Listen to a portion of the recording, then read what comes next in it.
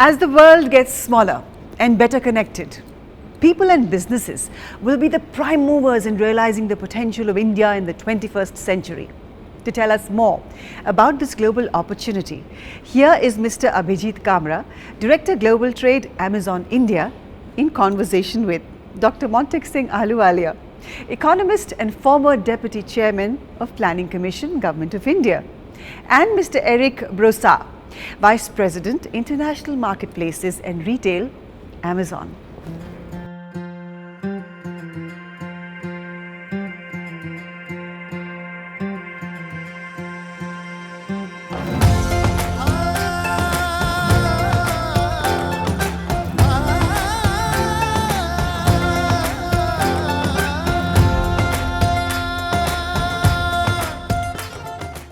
Hello everyone, I am Abhijit Kamra and I'm the Director of Global Trade at Amazon India.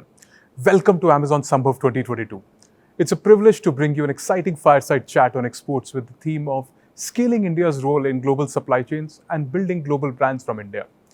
Exports has been a key driver for boosting the economy, generating employment by providing greater market access, and consequently continues to be an important area for governments world over. In India, we are seeing a lot of momentum in exports. For the first time in history, India has breached the $400 billion mark in annual merchandise exports for FY21 and 22. And this has been made possible due to the unwavering commitment of the entire ecosystem associated with exports. As India moves towards the ambition of becoming an export superpower, we believe that embracing technology and e-commerce will be integral to unlocking India's exports potential and creating truly global brands from India. Every day at Amazon, we see how technology and e-commerce are helping lower the entry barrier for lakhs of MSMEs and entrepreneurs to expand their horizons and serve customers not only in India but across the world. Our e-commerce exports program, Global Selling, that was launched in 2015, has quickly grown to over 1 lakh exporters, including marquee Indian brands as well as digital-first brands. Encouraged by the momentum that the program is witnessing, we have scaled up our commitment to boost exports from the country and have taken a pledge to enable $20 billion in cumulative exports from India by 2025. To discuss more on this opportunity and the road ahead, I'm excited to introduce two very distinguished guests. First, I would like to welcome Eric Brossard, Vice President, International Marketplaces and Retail at Amazon. Based in Seattle, Washington, Eric leads Amazon's international marketplace businesses in Europe, Japan, China, and Australia, as well as all our cross-border initiatives worldwide. Welcome, Eric. Our second speaker needs no formal introduction. Dr. Montek Singh Ahluwalia, the former Deputy Chairman of India's Planning Commission, a renowned economist and Padma Bhushan awardee. Mr. Ahluwalia's roles have ranged from being the first director of the Independent Evaluation Office at the IMF to being the youngest division chief of World Bank. Welcome, Dr. Ahluwalia. Welcome to both of you. Let's dive straight into the questions we have for you today. Let me get started with you, Dr. Ahluwalia. We're emerging from 2 years of tremendous uncertainty in what looks like a period of rebuilding and rejuvenating the economy. What role do you see exports as a sector playing as India looks at enhancing its position in the global economy?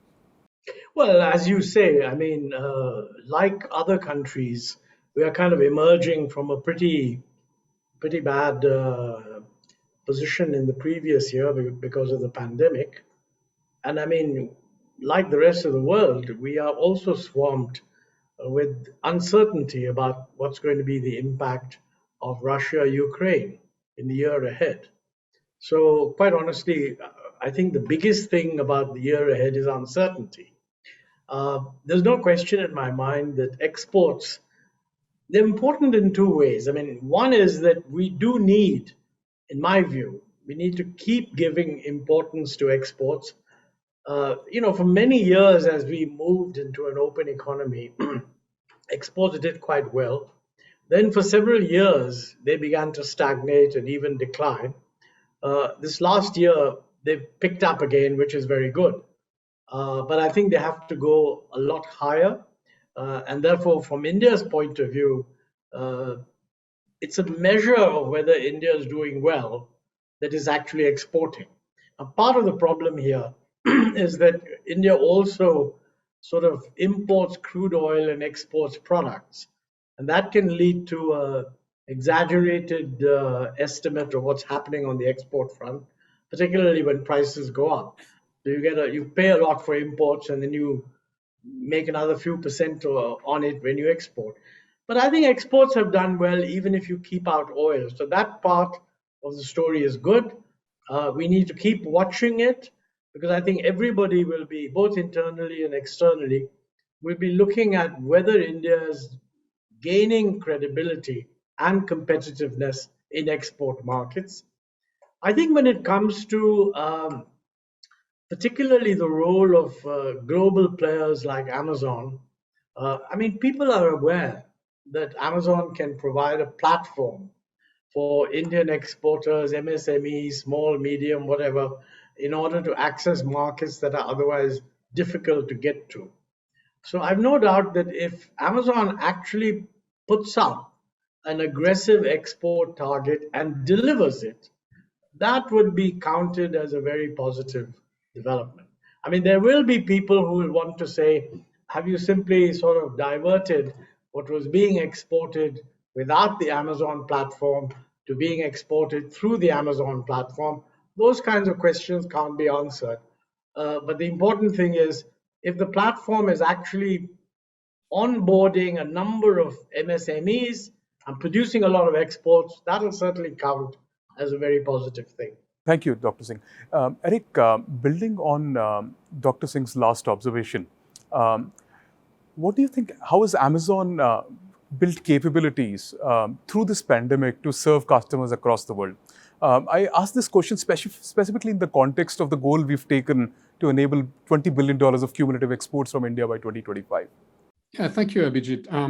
I'd like to start by talking about the recent past of Amazon and how Amazon's roles evolved tremendously. I mean, the unprecedented challenges the world has seen over the last few years. As you know, no one really had a playbook, to deal with the disruption we really experienced. As most physical venues closed, millions of people came to Amazon, relying on Amazon to get PPE, food, clothing, and various other items. It was really a tremendous change in the demand curve that we ended up experiencing. What we had to do is scale up very quickly our capabilities to serve that demand. And what really helped us were the many, many years before the pandemic, where we built infrastructure across the world to be able to scale it up and really transform our ability to deliver products and services to our partners and customers. To give you an example, it used to be taking us over 18 hours, to fulfill an item, meaning from the time we would get the order to the time it would be on the truck, 18 hours.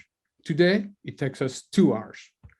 That's the type of improvements we've made to be able to fulfill the demand I was talking about. As you've seen this development, millions of partners, small sellers, medium sellers, large sellers, rely on us to deliver their products. So this is not only a set of investments that are available to Amazon. These investments we make available to all our partners across the world. And that's infrastructure that is so critically important to enable the exports that Dr. Ahluwalia just talked about. Thank you for that perspective, Eric. Dr. Ahluwalia, now coming back to you, as somebody who's seen India's evolution and development so closely, what do you think are the fundamental strengths we have that are some of the important steps that we need to take to encourage exports from our country? Well, I mean, obviously, one of the strengths that you have is that you're a platform that's known around the world. So from any Indian exporter's perspective, although exporters now through the net can reach out to people in many, many different ways, there's no question that if somebody wants something and they go into Amazon and plug in what they're searching for, then a whole lot of products will come up. If a whole lot of Indian products also come up, that's a very major gain. And I think that is what you bring to the table, which at least at the moment, nobody else brings, because elsewhere in the world, You have some competitors domestically, but they're not internationally known as yet. So the special advantage that you have is give Indian exporters a platform which the world is familiar with. And the question is, are they using it? Are you helping them to use it? Certainly, if you measure what's coming out of that platform in terms of orders directed to these guys, that will, as it were, resound very positively in public perception as a contribution of Amazon. I mean, I'm not counting your contribution to consumers because, I mean, after all, if you could be making you are making a huge contribution to Indian consumers, but you're talking about exports here and not just e-commerce generally. Got it. Thank you, Dr. Ahluwalia. Eric, you talked about investments in logistics technology. What does it really mean for Indian businesses? You've been interacting with Indian entrepreneurs for a very long time, and then seen how exports from India has shaped up. What do you see that's different now versus what was, let's say, a decade ago or 15 years ago? I mean, if you think of where we were maybe 10, 20 years ago, if you were a small or large entrepreneur from India and wanted to export, reach customers outside of India, you had a long journey in front of you. You might have had to go to trade fairs, find partners, or build local logistics in each of the countries you wanted to go to. There were, at the end of the day, many intermediaries between your brand, your product, and the end customer. And in a lot of instances, you never really had a brand. You were relinquishing the control of your product, the image, the marketing, the pricing of that product to a large number of partners. Today, Amazon makes the world much smaller, a fair marketplace for everyone, no matter what your size, and provide you the ability to reach customers directly. And that's really crucial.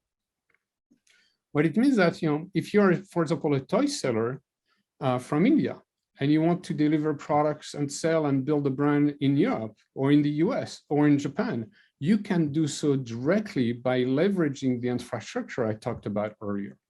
And that's really transformative because this is no longer, again, relinquishing, as I mentioned, the control of your product, but this is really reaching customer directly. And that's really where technology is massively transformative. Thanks, Eric, for that perspective. Dr. Ahluwalia, let's talk about Brand India now. What's your view on the kind of ecosystem we need to create to build global brands from India? We all know that we have great products that are manufactured in India, but how do we put the global Indian brand there?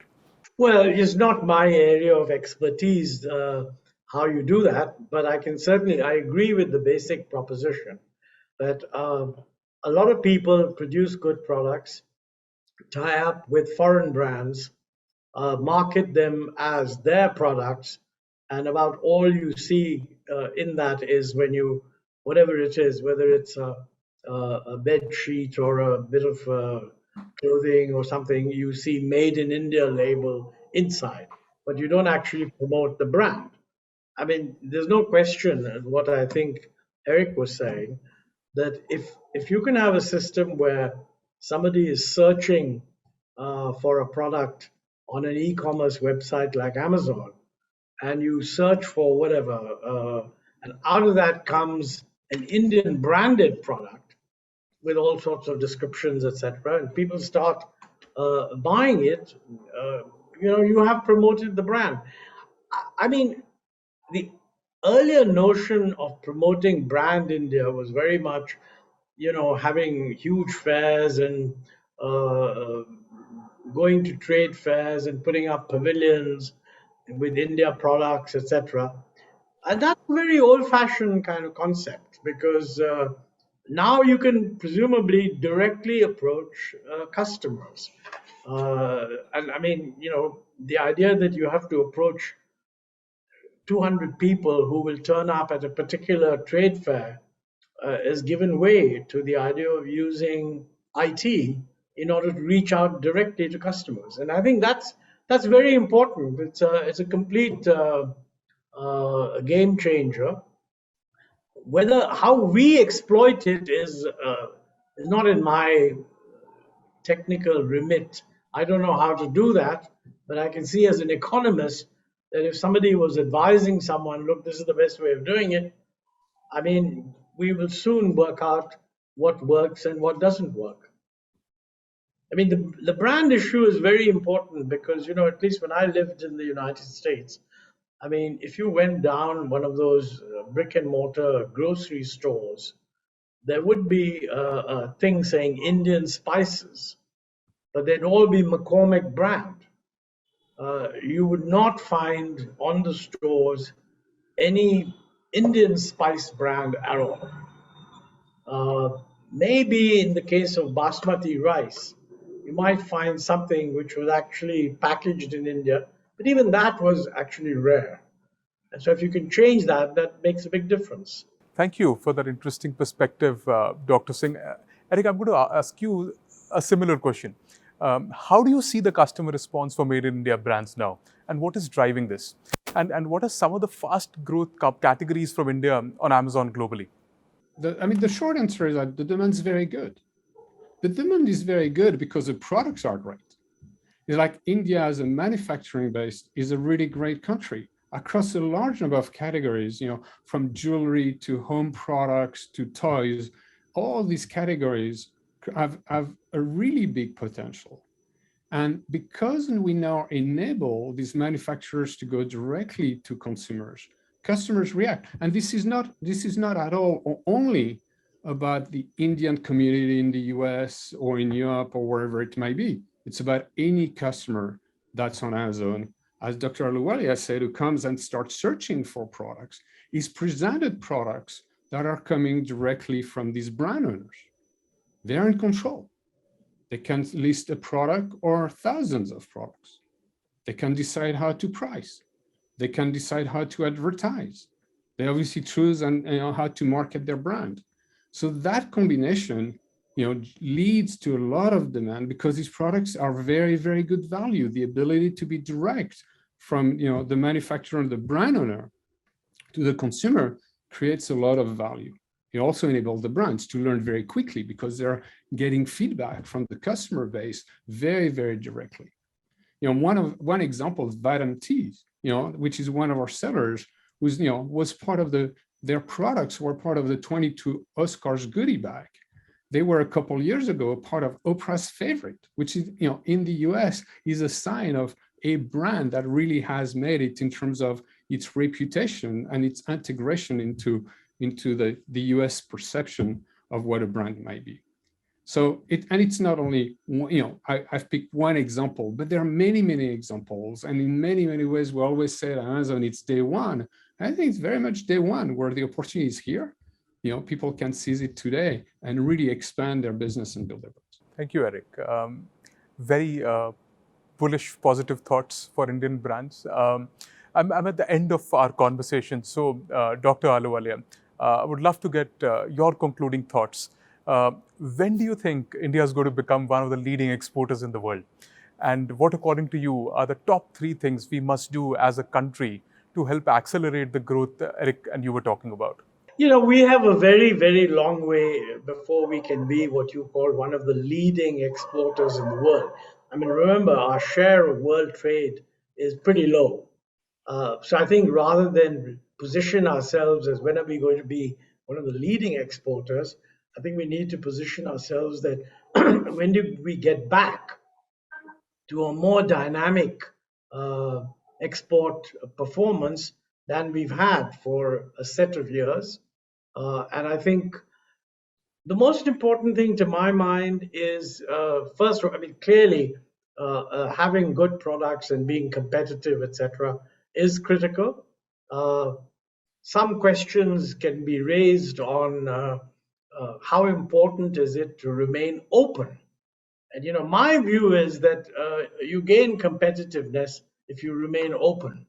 So I think that India needs to be more open, not just in order to export, but personally, I think we need to be more open also to imports. I mean, the only way Indian exporters will actually know what is good quality is if Indian consumers also have a chance to see good quality products, and Indian producers, no Indian, there are very few Indians who are just exporters. I mean, after all, this is a large country. So a lot of the manufacturers are really exploiting the domestic market, tapping the domestic market, and then using that strength also to export. Sure, there are some areas like jewelry and so on where you have practically 100% export efforts. But if you're talking about manufacturing and so on, it's a much broader range of things. And the quality of what is sold domestically and the pressure that the domestic market puts on increasing quality is a very important part of becoming successful in exports. So I just hope that we retain that and keep watching export performance. I mean, the real point is that it's relatively easy for many years to simply tap the domestic market and say you're producing more because you're substituting for imports. It's only when you export that you're really demonstrating that you're competitive. Because if you're exporting, then you're exporting against world competition. So I think that for us to become a leading exporter, we have to become a much bigger country in terms of GDP. But well before that, we could have a situation where our growth rate is high and export growth rate is even higher. And if we can do that, I think that'd be pretty good. Thank you. Thank you very much, Dr. Singh. Eric, you've seen business owners, sellers, MSMEs from across the world grow using Amazon. What would be your advice for all the entrepreneurs and business owners in the audience who aspire to build global brands from India? Yeah, and I think what Dr. Ahluwalia just was saying really resonated with me. Is like, we say at Amazon, start with a customer and work backwards. And that's the way your products become competitive in the world competition you were describing.